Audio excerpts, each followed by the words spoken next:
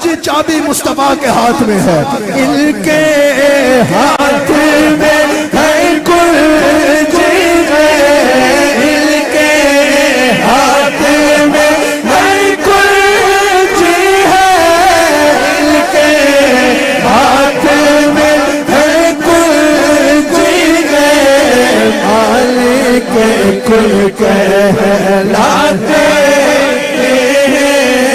مالک کل کہلاتے ساری عزتوں کے تاج اللہ نے میرے مصطفیٰ کے سر سجائے۔ یہ جنت اللہ کی ہے تو ملکیت کس کی ہے؟ ذرا بولو نا، ملکیت کس کی ہے؟ ہمیں تو گج وج کے بولنا چاہیے، کیونکہ ہم رسول اللہ کے جنت رسول اللہ کی، ہم رسول اللہ کے جنت رسول اللہ کی ہے، نعمت اللہ کی ہے، پر تقسیم ہے نا یہ مصطفیٰ کی ہے، اور مصطفیٰ کی بھی نہیں ہے، مصطفیٰ کی ہی ہے۔ یہ حدیث جو بخاری میں موجود ہے، علماء تشریح فرما ہے، حضور علیہ السلام نے فرمایا انما انا قاسم واللہ یعطی۔ یہ انما جو ہے نا، یہ کلمہ حصر ہے، یہ انما کلمہ حصر ہے۔ آپ کو سمجھانے کے لیے، جیسے اگر کوئی یہاں کہے کہ بھئی محفل میں یہ بیٹھے ہیں نصیب عباس صاحب، نصیب عباس نے نعت پڑھنی ہے، ٹھیک ہے، اگر یہ بات کہی جائے نا کہ محفل میں نصیب عباس نے نعت پڑھنی ہے، تو سوال ہو سکتا ہے کہ کوئی اور بھی پڑھے گا یا نہیں پڑھے گا؟ سمجھ آ رہی ہے؟ سوال ہو سکتا ہے، عمر صاحب سوال تو ہو سکتا ہے کہ کسی اور نے پڑھنی ہے یا نہیں پڑھنی، لیکن اگر کوئی کہے کہ محفل میں صرف نصیب عباس پڑھے گا، سمجھ آ رہی ہے یا نہیں آ رہی؟ تو یہ صرف بتا رہا ہے کہ کسی اور کو وقت نہیں ملنا، صرف یہی نعت پڑھے گا۔ انما کلمہ حصر ہے، اللہ نے کہا یہ تمہیں، حضور نے فرمایا یہ تمہیں اللہ کے جتنے خزانے نظر آتے ہیں نا، رزق میں نظر آتا ہے، نعمت نظر آتی ہے، اولاد نظر آتی ہے، رحمت نظر آتی ہے، جنت نظر آتی ہے، انما صرف میں ہوں جو اس کو تقسیم کرتا ہوں۔ یہ میرا مصطفیٰ کی شان ہے، حضور نے فرمایا صرف میں ہوں جو اللہ کے خزانوں سے تقسیم کیا کرتا ہوں۔ یہ میرے مصطفیٰ علیہ السلام کی شان ہے۔ اگر کوئی پوچھنا چاہے یا رسول اللہ آپ کیا تقسیم کرتے ہیں، حضور نے فرمایا انما انا قاسم واللہ یعطی، تو واللہ یعطی کو دیکھنا ہوگا۔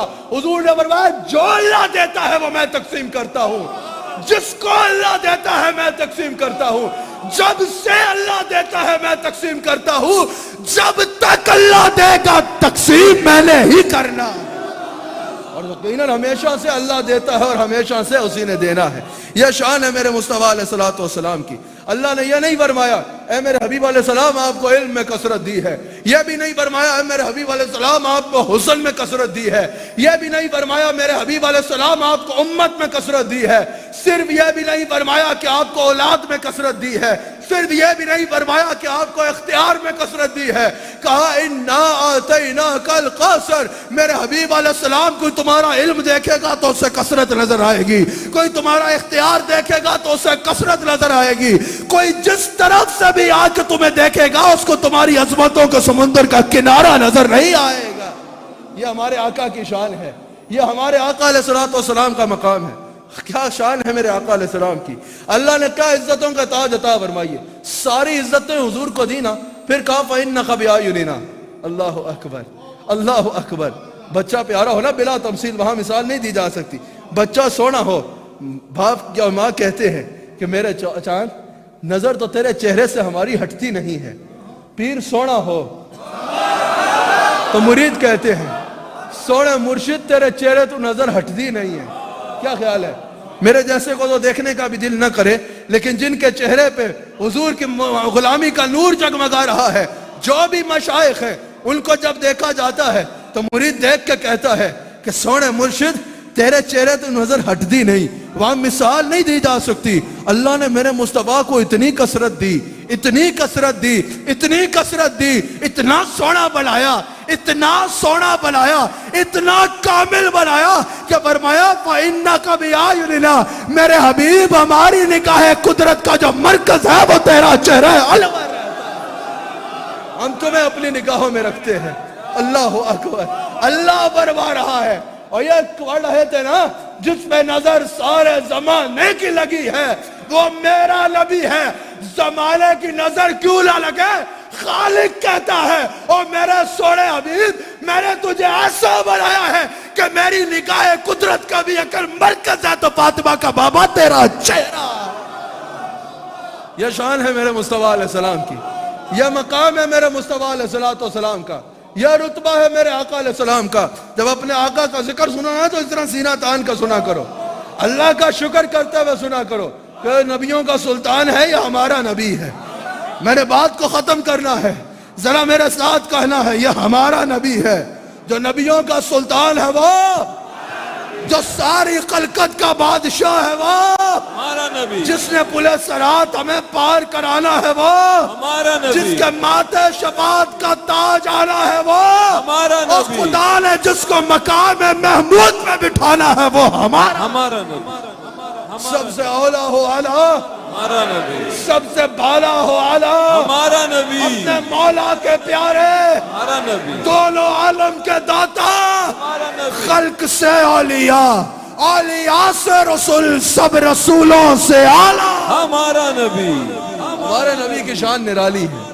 ایک بار ذرا میرے ساتھ کہو گے جو وہ کہہ رہے تھے، ہاں وہ جس کے لیے محفل کونین سجی ہے، فردوس بری جس کے وسیلے سے بلی ہے۔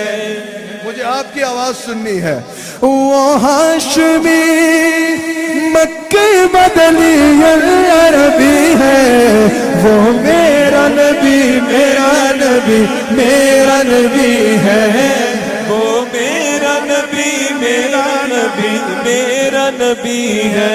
اللہ تعالیٰ نے میرے آقا علیہ السلام کو ہر صفت میں بے نظیر و بے مثال بنا کے رکھا ہے۔ اگر حضور کا حسن ہی دیکھ لو نا، اللہ نے میرے آقا کو اتنا سونا بنایا ہے، اتنا سونا بنایا ہے۔ حضور اتنے سونے ہیں، حضور جہاں جاتا ہے چھا جاتا ہے سارے ماحول پہ۔ حضور اتنے سونے ہیں، اندھیری رات میں مسکراتے تو سوئی مل جاتی، اتنے سونے ہیں۔ جابر کہتے ہیں ایک رات 14ویں کا چاند چمک رہا تھا، 14ویں کا چاند پتہ ہے نا، فل مون، 14ویں کا چاند چمک رہا تھا۔ جابر کہتے ہیں اتفاق سے رسول اللہ باہر آرام فرما رہے تھے۔ جابر کہتے ہیں رسول اللہ صلی اللہ علیہ وآلہ وسلم نے سرخ رنگ کی دھاری دار چادر پہن رکھی تھی۔ حضرت جابر کہتے ہیں قسمت میری یہ تھی میں حضور کے پاس بیٹھا تھا۔ حضرت جابر کہتے ہیں میں کبھی 14ویں کا چاند دیکھتا اور کبھی آمنہ کے لال دیکھتا، کبھی آسمان کے چاند کو دیکھتا، کبھی رسول اللہ کے چہرے کو دیکھتا، کبھی چاند کو دیکھتا، کبھی مصطفیٰ کو دیکھتا۔ جابر کہتا ہے میں قسم اٹھا کے کہتا ہوں رسول اللہ کا چہرہ چاند سے زیادہ چمک رہا ہے۔ حضرت ابو ہریرہ رضی اللہ تعالیٰ عنہ کہتے ہیں کہ اگر حضور کبھی دن کو باہر آ جاتے ہیں نا، حضرت ابو ہریرہ کہتے ہیں جب رسول اللہ دن کو باہر آتے ہیں نا، حضور کا چہرہ سورج سے زیادہ چمکا کرتا۔ یہی تو وجہ اعلیٰ حضرت نے کہا خورشید تھا کس زور پر، کیا بڑھ کے چمکا تھا کمر، بے پردہ جب وہ رخ ہوا یہ بھی نہیں وہ بھی نہیں۔ اللہ اکبر، میرے مصطفیٰ اتنے سونے۔ عبداللہ بن سلام کہتے ہیں کہ میں جب رسول اللہ کی بارگاہ میں آیا نا رضی اللہ تعالیٰ عنہ، یہ کہتے ہیں کہ میں رسول اللہ صلی اللہ علیہ وسلم سے حضرت جابر حضرت عباس کا میں نے بتایا ترمذی میں موجود ہے۔ حضرت عبداللہ بن سلام رضی اللہ تعالیٰ عنہ کہتے ہیں کہ جب میں رسول اللہ صلی اللہ علیہ وسلم کی بارگاہ میں حاضر ہوا، یہ ترمذی میں بھی موجود ہے اور ابن ماجہ میں بھی، تو وہ کہتے ہیں کہ میں کلمہ پڑھنے نہیں آیا تھا، میں رسول اللہ صلی اللہ علیہ وسلم سے جب آیا تھا تو پہلے سے ارادہ کر کے نہیں آیا تھا کہ حضور کا غلام بننے آ رہا ہوں۔ وہ کہتے ہیں کہ میں حضور علیہ السلام سے بات کرنے، ڈیبیٹ کرنے کے لیے آیا تھا، دیکھنے آیا تھا کہ رسول اللہ صلی اللہ علیہ وسلم کیا کہتے ہیں۔ حضرت عبداللہ بن سلام کہتے ہیں میں بہت سے سوال سوچ کے آیا تھا کہ رسول اللہ سے کرنے۔ عبداللہ بن سلام کہتے ہیں جب میں پہنچا نا رسول اللہ کی بارگاہ میں، بس ایک نظر پڑی مصطفیٰ کے چہرے پر۔ عبداللہ بن سلام کہتے ہیں میں بھول گیا کون ہوں اور کہاں سے آیا ہوں۔ وہ کہتے ہیں میں سارے سوال بھول گیا، حضور کے ایک چہرے کی جھلک نے میرے دل کو گواہی دی یہ چہرہ کسی جھوٹے کا چہرہ ہو نہیں سکتا۔ اللہ تعالیٰ نے میرے مصطفیٰ علیہ السلام کو ایسا حسن و جمال عطا فرمایا ہے، ایسا حسن و جمال عطا فرمایا ہے۔ میرے آقا علیہ الصلوۃ والسلام کے اگر اختیار کو دیکھنا چاہتے ہو، سے 2-3 احادیث بیان کر کے میں نے بہت جلد اپنی گفتگو کو ختم کر دینا ہے۔ حضور علیہ الصلوۃ والسلام کے اختیار میں اللہ نے کثرت عطا فرمائی۔ حضور علیہ الصلوۃ والسلام، اللہ اکبر، حضور علیہ الصلوۃ والسلام کا اختیار کیا ہے؟ مسلم میں موجود ہے۔ حضور علیہ الصلوۃ والسلام ایک مقام پہ جلوہ گر ہے۔ حضور علیہ الصلوۃ والسلام فرماتے ہیں کہ کیا ہی اچھا ہوتا کہ ابو الخیثمہ یہاں ہمارے ساتھ موجود ہوتا۔ صحابہ نے عرض کی کہ یا رسول اللہ صلی اللہ علیہ وآلہ وسلم، اگر آپ فرمائیں تو جا کے ابو الخیثمہ کو بلا لائیں۔ حضور علیہ الصلوۃ والسلام نے فرمایا بیٹھ جاؤ۔ اب اگر سلیمان علیہ السلام کا امتی پلک جھپکنے میں آصف بن برقیہ تخت حاضر کر سکتا ہے تو یہاں تو نبیوں کے امام کی بات ہو رہی ہے۔ حضور نے فرمایا بیٹھ جاؤ۔ صحابہ کہتے ہیں کہ سامنے سے ایک شخص جا رہا تھا، اس نے منہ پہ کپڑا لپیٹا تھا۔ حضور نے اس کی طرف اشارہ فرمایا اور فرمایا کن ابا خیثمہ، تو جو بھی ہے ابو الخیثمہ ہو جا۔ صحابہ کہتے ہیں ہم نے اپنی آنکھوں سے دیکھا وہ شخص ابو الخیثمہ ہو گیا۔ پتہ چلا کہ حضور کا اختیار اتنا ہے، اختیار میں اتنی کثرت ہے کہ اللہ تعالیٰ نے رسول اللہ صلی اللہ علیہ وآلہ وسلم کو لفظ کن پر بھی اختیار دیا ہے۔ میرے حبیب کن کہہ کے جو چاہے کر ڈالو، یہ تمہیں مقام عطا فرما رہے ہیں۔ اللہ تعالیٰ ہم سب کو حضور علیہ السلام کے معاملے میں اپنے عقائد کو مضبوط رکھنے کی توفیق عطا فرمائے۔ اللہ تعالیٰ ہم سب کو رسول اللہ صلی اللہ علیہ وآلہ وسلم کے ساتھ اپنا غلامی کا رشتہ مضبوط قائم کرنے کی توفیق عطا فرمائے۔ اللہ تعالیٰ ہمیں صحیح معنوں میں رسول اللہ صلی اللہ علیہ وآلہ وسلم سے محبت اور عقیدت کرنے کی توفیق عطا فرمائے۔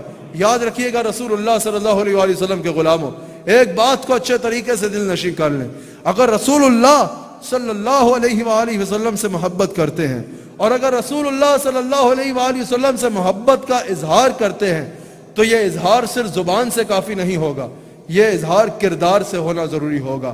آپ کو کہنا نہ پڑے کہ آپ رسول اللہ کے غلام ہیں، کہو 1000 بار کہو، لیکن کہنا نہ پڑے، آپ کا کردار سے پتہ چلے کہ آپ رسول اللہ صلی اللہ علیہ وآلہ وسلم کے غلام ہیں۔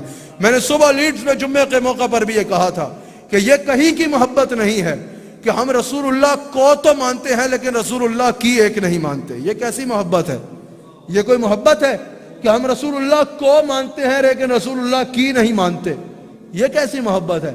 محبت تو یہ ہے کہ اگر رسول اللہ کو مانتے ہو تو پھر رسول اللہ کی بھی بات مانو۔ سمجھ آ رہی ہے نا؟ رسول اللہ صلی اللہ علیہ وآلہ وسلم سے محبت کا اظہار اگر کرنا چاہتے ہو تو یہ صرف نعت سنا دینا کافی نہیں ہوگا۔ میرا اتنا دماغ خراب نہیں ہے کہ میں کہوں نعت میں کیا رکھا ہے، نعت نہ پڑھو، نعت تو ہماری روح کی غذا ہے، لیکن صرف نعت سے کافی نہیں ہے، صرف بیان سے کافی نہیں ہے، صرف محفل میں آنے سے کافی نہیں ہے۔ اگر رسول اللہ صلی اللہ علیہ وآلہ وسلم سے محبت کرتے ہو تو سب سے پہلے ضروری یہ ہے کہ رسول اللہ کی اتباع کرو۔ جو رسول اللہ صلی اللہ علیہ وآلہ وسلم نے کرنے کو کہا اسے کرو، اور جس سے رسول اللہ صلی اللہ علیہ وآلہ وسلم نے روک دیا اس سے رک جاؤ۔ آخری 2-3 منٹ میں مجھے آپ کی بہت زیادہ توجہ چاہیے۔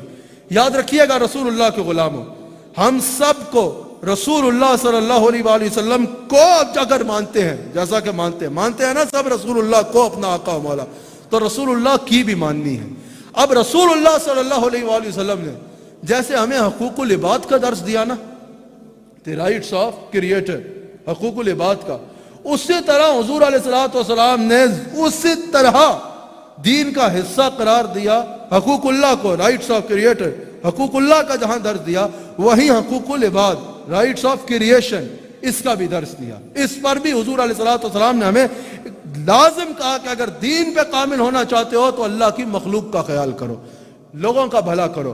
اب رسول اللہ کے غلاموں، ہم جب نعت سنا کے، نعرے لگا کے، یہ نقش نالین لگا کے لوگوں کو بتاتے ہیں نا کہ ہم رسول اللہ کے غلام ہیں، اس سے زیادہ ضروری ہے کہ ہم اپنے کردار سے ثابت کریں کہ ہم رسول اللہ کے غلام ہیں۔ کس طرح؟ رسول اللہ صلی اللہ علیہ وآلہ وسلم نے کسی کو بھی تکلیف دینے سے منع کیا ہے۔ ہمیں چاہیے کہ ہمارے وجود سے کبھی کسی کو تکلیف نہ پہنچے۔ رسول اللہ صلی اللہ علیہ وآلہ وسلم نے کسی کو بھی نقصان پہنچانے سے منع کیا ہے۔ ہمیں چاہیے کہ ہم کسی کو بھی نقصان نہ دیں۔ صرف یہ نہیں کہ مسلمان کو تکلیف نہیں دینی، حضور علیہ السلام کی حدیث ہے، حضور علیہ السلام نے فرمایا کہ اگر کوئی مسلمان یہ دیکھے کہ کسی غیر مسلم کو کوئی مسلمان تکلیف دے رہا ہے تو حضور علیہ السلام فرماتے ہیں مسلمان پر یہ واجب ہے کہ وہ غیر مسلم سے تکلیف دینے کو روکے. اگر کوئی غیر مسلم کو تکلیف دے رہا ہے تو اس کو روکے. آپ نان مسلم کنٹری میں رہتے ہیں, آپ کو تو یہاں اپنے دین کا امبیسڈر بن کے رہنا چاہیے. آپ کا اخلاق اچھا ہونا چاہیے, آپ کا کردار اچھا ہونا چاہیے. آپ غیر مسلموں کے ساتھ بھی ملیں تو حسن اخلاق سے ملیں. اگر کسی غیر مسلم کو بھی مشکل میں دیکھیں تو اس کی مدد کریں. اگر کسی غیر مسلم کو بھی تکلیف میں دیکھیں, اس کے پاس جا کے پوچھیں کہ how can I help you, اور اس کی مدد کریں, اس کے کام آئیں, تاکہ وہ آپ کا کردار دیکھ کے یہ جانے کہ یہ کس نبی کا غلام ہے, یہ کس نبی رحمت کا غلام ہے. آپ کے کردار سے اس کو پتہ چلے کہ مسلمان انتہا پسند ایکسٹریمسٹ نہیں ہوتا, مسلمان تو لوگوں کی مدد کرنے والا ہوتا ہے. یاد رکھنا, آج کل ایکسٹریمسٹ لوگوں کے جذبات کا غلط استعمال کرنے کی بھی کوشش کرتے ہیں. لوگوں کا جذبات غلط استعمال کرنے کے لیے, اپنے پرسنل ایجنڈاز اچیو کرنے کے لیے لوگوں کا جذبات کا استعمال بھی کرتے ہیں. نوجوانوں, آپ نے ہوشیار رہنا ہے. اگر کوئی آپ کو یہ کہے کہ کسی کو تکلیف دے دو تو جنت میں جاؤ گے, تو یہ سمجھ لینا وہ خود بھی جہنمی ہے اور تمہیں بھی جہنم کا رستہ دکھا رہا ہے. رسول اللہ صلی اللہ علیہ وآلہ وسلم نے تو فرمایا ہے, اگر اللہ کو راضی کرنا چاہتے ہو تو لوگوں کے کام آ جاؤ. حضور علیہ السلام نے 2 عورتوں کا ذکر کیا. حضور علیہ السلام سے 2 عورتوں کے بارے میں سوال کیا گیا.